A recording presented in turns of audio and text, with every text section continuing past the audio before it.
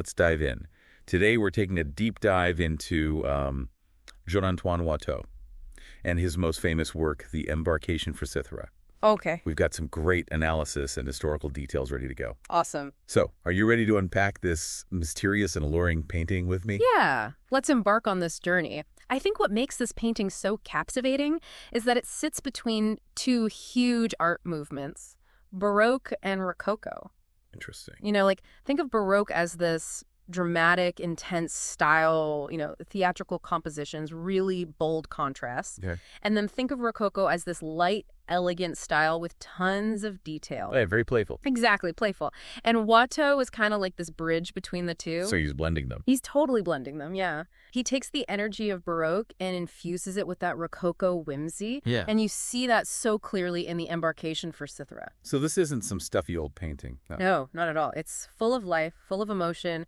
It's honestly like stepping into a pastel-colored daydream. I like the sound of it. Yeah, it's got this hazy landscape that just shimmers, and then these beautifully dressed couples, all sort of scattered across the canvas, interacting in ways that make you wonder, what's the story here? Okay, you've got my attention. Good. So walk me through this daydream. What's going on in this painting? Okay, so picture this. We've got a statue of Venus, the goddess of love, Right. nestled in this lush greenery, kind of like a silent observer. I see. And then leading down to this golden boat, there's this procession of couples. Wait, a boat. Where are they going? That's the big question. They're on the island of Cythera. Cythera. Yeah. And in Greek mythology, this island was considered like the birthplace of Venus. Oh, wow. So not just any island. It was the romantic destination, the place where lovers would go to, find love, celebrate their passion. So this isn't just a fun trip then? This is more than just a pleasure cruise. It's an allegory for love itself, with all its ups and downs, its highs and lows, blissful moments, and the knowledge that they won't last forever. Oh, that's kind of deep. It is. It's like a visual love poem. I like that. And to make it even more intriguing, there's a theory that this painting was actually inspired by a 17th century play. Whoa, really? What kind of play are we talking about here? So imagine a young pilgrim who invites the audience to join him on a journey to Cythera to find love. Oh. It's all about that anticipation, the excitement, maybe even a bit of naivete that comes with, chasing love. Yeah. And you can see those themes echoed in Watteau's painting. It's like he took that theatrical concept and made it visual. Fascinating how art can imitate life, which imitates art again, right? Exactly, yeah. But getting back to the painting itself, it seems like there's a lot going on beneath the surface here, like a lot left open to interpretation. Exactly, that's what makes it so fascinating. The Embarkation for Cythera is this puzzle box of emotions and symbolism. I can see that. Art historians have debated its meaning for centuries, trying to figure out what Watteau was truly trying to say. Centuries, wow. So what are some of the main theories? Well, some see it as this straightforward celebration of love, all about the elegance, the flirtation, the pleasure of aristocratic life. Wow. Others see it as a subtle critique of that same lifestyle. Like, look at the figures lost in thought or disconnected from their partners. Maybe this pursuit of pleasure isn't all it's cracked up to be. That's interesting. Two very different takes. Right. So is he celebrating love or questioning it? It's hard to say for sure. Yeah, Watteau is definitely playing with our expectations here. He is, and there's more. The sculptor Auguste Rodin, for example, he saw the painting as these 3 stages of seduction. Yep, interesting. You've got persuasion, conquest, and then this harmonious union. Like a whole love story unfolding right there on the canvas. Exactly. And it's amazing how one painting can spark so many different interpretations. It really does. It's like it reflects something different back to each of us. Right, based on our own experiences and perspectives. Absolutely. And this painting didn't just stay in the art world, right? Oh, no, it had quite the journey through history. Fill me in. What happened to it? Well, get this. During the French Revolution, this symbol of aristocratic love and leisure, Yeah. it became a target. Literally. You shot at it. They used it for target practice. Wow. From the symbol of love to a literal target. What a shift. And yet, despite all that, it reemerged as a symbol of romantic longing, Amazing. inspiring artists and composers for generations. It's almost poetic, Yeah. This painting that explores the fleeting nature of love. Mm. It's gone through its own ups and downs in history. It really speaks to the enduring power of art, doesn't it? How it can resonate across centuries. Absolutely. Keep provoking new interpretations and conversations. It does. But let's dive back into the painting itself. Okay. What are the specific details that contribute to this mystery and allure? Well, one of the most striking things is that hazy, almost ethereal landscape. Okay. It's like we're looking at a world beyond reality, a dreamscape where the rules of time and space don't quite apply. I'm intrigued. Paint me a picture here. What am I saying? So you're drawn in by this soft light that bathes the whole scene. Okay. The trees sort of melt into the background. The sky's luminous, almost like a sunset, but you can't tell if it's dawn or dusk. Watteau, he blurs those lines on purpose, Right. creating this sense of timelessness, I see. this space that's outside the everyday world. He's inviting us to step into a dream. Exactly. To escape reality and enter this idealized world of beauty and romance. I can see that. And this dreamlike quality is amplified by his use of color. Oh, yeah.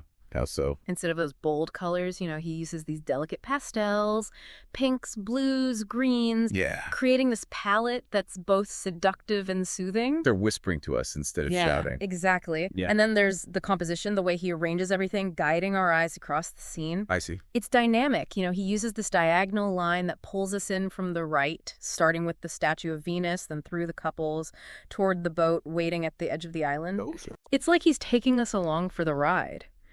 And then, within this composition, he throws in these details, little moments that add so much meaning and leave us thinking. Give me an example. Okay, so there's this woman looking back longingly as she walks away from Venus.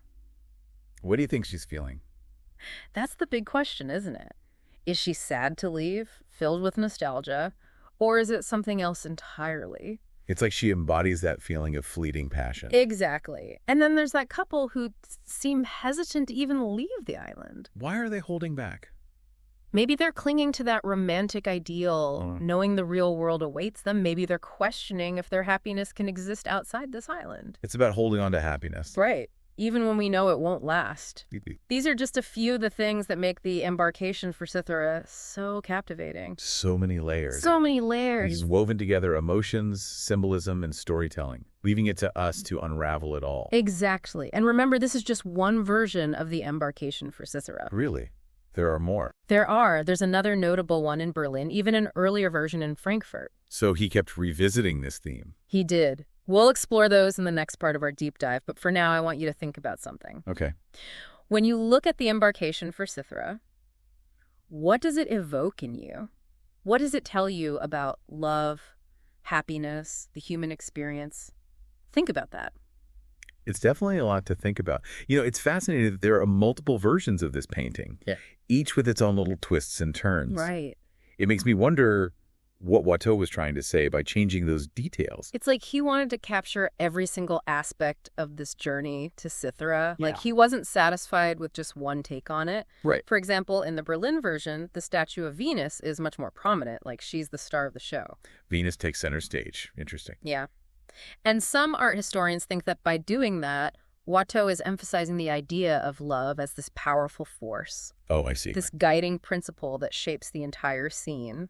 Like even with all the flirtation and fleeting encounters, there's this deeper, more profound aspect to love. Okay, so the focus shifts to the power of love in the Berlin version. Exactly. And the arrangement of the couples is different too. Really? How so? They're in this more circular pattern, almost like a dance, which gives it this sense of movement and flow, suggesting that love isn't static. Right, it's always changing. Yeah, it's dynamic. And it's interesting to note that some of the couples in this version seem more connected, More engaged with each other than in the Louvre version. Exactly. So he's almost highlighting different aspects of love in each version. That's a great way to put it. The Louvre version seems more about that fleeting passion, the awareness of time passing. But the Berlin version focuses on this enduring power of love. Right. Its ability to connect us. Really insightful. It makes you wonder what experiences led him to explore these different facets of love. Right.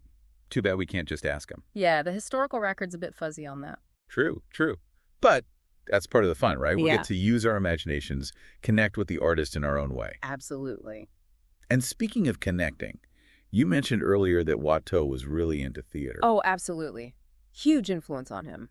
Can you elaborate on that a bit? Yeah. How did it influence his painting? Okay, so back then, theater was the main form of entertainment. Right. Big storytelling medium. It was, and Watteau was drawn to it both as a spectator and an artist. He even designed sets and costumes. Oh, wow. He was really immersed in it. Totally. And you can see that theatrical quality in the embarkation for Cythera. Look at the figures. They're posed dramatically, like they know they're being watched. Right. The composition is staged like a scene from a play. He's pulling us in as the audience. Precisely. And that theatrical influence explains his use of symbolism too, right? You mean like the statue of Venus, the golden boat, the couples in procession? Exactly. All those elements are loaded with meaning. They're like props. They are. Watteau borrows from that language of theater where gestures and costumes convey deeper meaning. And by using those symbols, he elevates the painting beyond just a scene, you know. It becomes an allegory, a reflection on love, longing, and those fleeting moments of happiness. It's amazing how much he packs into a single painting. It is. It really shows how much we can learn from looking closely. Exactly. Paying attention to details, considering the context. Absolutely. It helps us understand the full picture. Couldn't agree more. And I think the embarkation for Cythera is a perfect example of how art can transport us to another time, another way of thinking. It challenges us to expand our perspectives. Right. Question what we think we know. And connect with something bigger than ourselves. I also appreciate the work of art historians, you know? They're like detectives uncovering all these hidden meanings. Oh, they're essential. They provide so much context, giving us insights into the artist's mind, the historical influences. They're like tour guides through these complex worlds. Exactly. And without them, we'd miss so much of the story. Right. They help us understand the layers. Absolutely. Speaking of layers, let's get back to the different ways people have seen this painting. Okay. Especially that shift during the French Revolution. Oh, yeah, that was a big one. How did it go from a symbol of pleasure to a target of anger? Well, think about it. The French Revolution was all about upheaval. The old ways were being tossed aside, including the values and symbols of the aristocracy. And this painting represented that old world. It did. With its carefree leisure, elegant clothes, it embodied everything the revolutionaries were against. So they took it out on the painting. Yeah, using it for target practice was a way of rejecting those old values. It's crazy how art can get caught up in politics like that. It's a reminder of how art's meaning can change with the times. But even after that rejection, the embarkation for Cythera came back stronger than ever, It did. inspiring artists and composers alike. And it's still captivating us today. It is. Its themes of love, longing, happiness. They resonate with us no matter the time or place. It speaks to the human condition. Right. It makes you wonder what Watteau would think if he could see his work's journey. I know, right? Would he be surprised, amused, maybe a bit baffled? Who knows? I bet he'd be pleased that people are still talking about his art, Oh, absolutely. that it still sparks debate and makes people think. It's the mark of a true artist, isn't it? Creating something that lasts beyond their own time. It really is. The embarkation for Cythera proves that. I think we've covered a lot today. Yeah, we have. From Watteau's life to the different interpretations of this painting. It's been quite a journey. But I still feel like there's more to uncover. Oh, there's always more. It's like an onion Yeah. with all these layers of meaning. And that's what keeps us coming back. We want to know more, ask more questions. It's about embracing the mystery. Right. That's what makes this deep dive so exciting. So, are you ready for the final part of our journey? Let's do it. I want to hear your final thoughts on this painting and what it all means.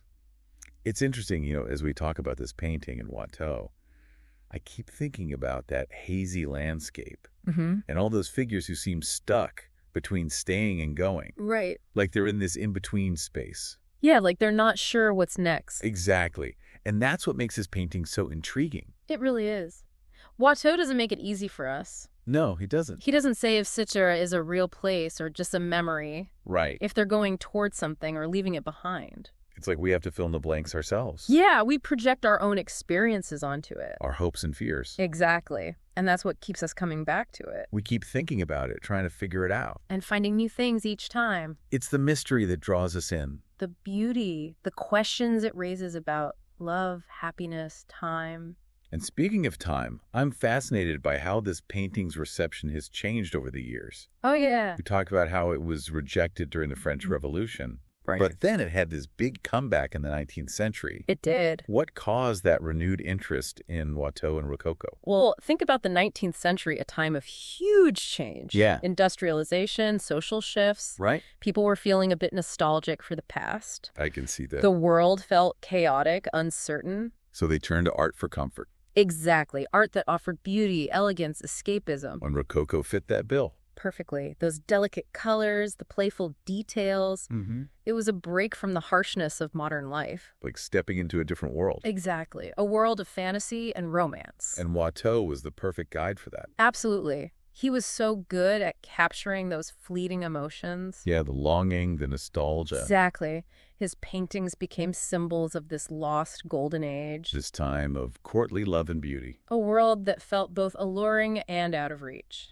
It's amazing how a painting that was once literally shot at could become so popular again. Right. It shows how taste changes. How art can be seen in a new light. What's rejected in one era can be celebrated in another. And the embarkation for Cythera connects with us on such a deep level. Absolutely. No matter how you interpret it, it speaks to something universal. It's a testament to the power of art. To speak across generations, to challenge us, to make us feel things. And to leave us with more questions than answers. Well said. As we finish our deep dive, I feel this sense of wonder. Yeah. And I want to learn even more about Watteau. That's the beauty of it. There's always more to discover. For our listeners who are now as intrigued as I am, what would you recommend?